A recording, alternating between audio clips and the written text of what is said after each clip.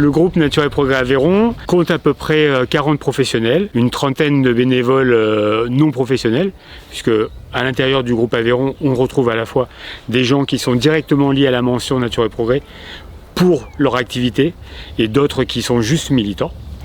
Donc le groupe Aveyron, il se répartit donc évidemment sur tout l'Aveyron et il est divisé en deux, avec un groupe dans le nord et un groupe dans le sud.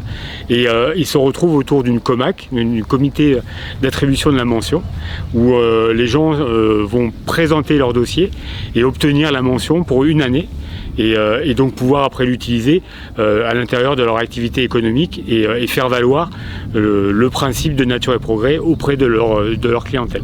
La mention Nature et Progrès, elle s'organise autour de cahier des charges et donc lorsqu'ils font une demande de mention, ils contactent Nature et Progrès pour pouvoir être enquêtés et ça c'est la vraie valeur ajoutée de Nature et Progrès. Comme c'est une activité associative, elle est tenue par des gens qui sont de terrain et donc c'est les professionnels qui enquêtent les professionnels.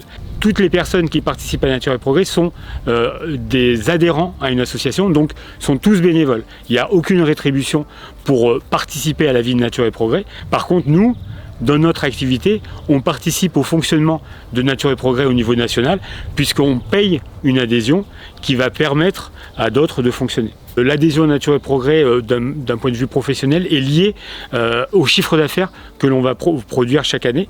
Donc ça veut dire que lorsqu'on a une petite activité, on va moins cotiser à Nature et Progrès.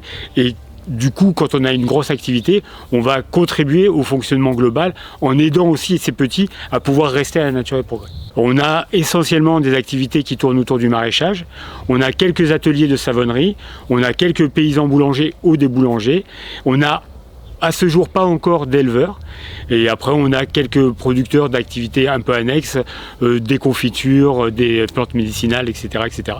Et nous ici où vous êtes, c'est Mescladis qui vous accueille et nous on a une activité de boulangerie en tant qu'artisan et pas de paysan, on est bien artisan boulanger. Donc ça fait 20 ans que je suis à Nature et Progrès et ce qui m'a fait choisir Nature et Progrès plutôt que l'agriculture biologique, c'était le côté militant et le côté de terrain. C'est-à-dire que c'est tout de suite, on se retrouve à l'intérieur d'un groupe, on fait partie d'une entité où on va pouvoir échanger avec des gens. Il y a cette sensation de faire vraiment partie d'un tout et de ne pas être esselé à travers juste une activité professionnelle.